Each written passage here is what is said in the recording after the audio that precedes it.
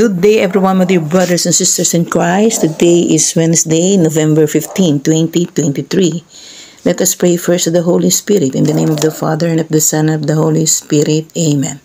Come, Holy Spirit, grant us the gift of fortitude. And our Gospel for today is according to St. Luke chapter 17, verses 11 to 19. Pinagaling ang 10 ketongin. Ang pagpapahayag ng mabuting balita ayon sa aklat ng San Lucas. Sa paglalakbay ni Jesus papuntang Jerusalem, nagdaan siya sa hangganan ng Samaria at Galilea. Habang papasok na siya sa isang nayon, sinalubong siya ng 10 ketongin. Tumigil ang mga ito sa may kalayuan at sumigaw, "Jesus, Panginoon, mahabag po kayo sa amin." Pagkakita sa kanila ay sinabi ni Jesus, "Lumakad na kayo at magpatingin sa mga pari." Habang sila'y naglalakad, silang lahat ay gumaling at luminis. Nang mapuna ng isa na siya'y magaling na, nagbalik siyang sumisigaw ng pagpupuri sa Diyos. Nagpatira pa siya sa paanan ni Jesus at nagpasalamat. Ang taong ito'y isang Samaritano.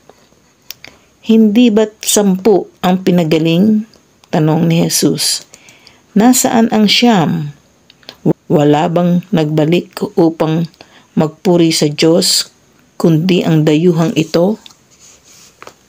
Sinabi ni Jesus sa kanya, "Tumayo ka na at umuwi. Pinagaling ka ng iyong pananampalataya." Ang mabuting balita ng Panginoon. Manalangin tayo.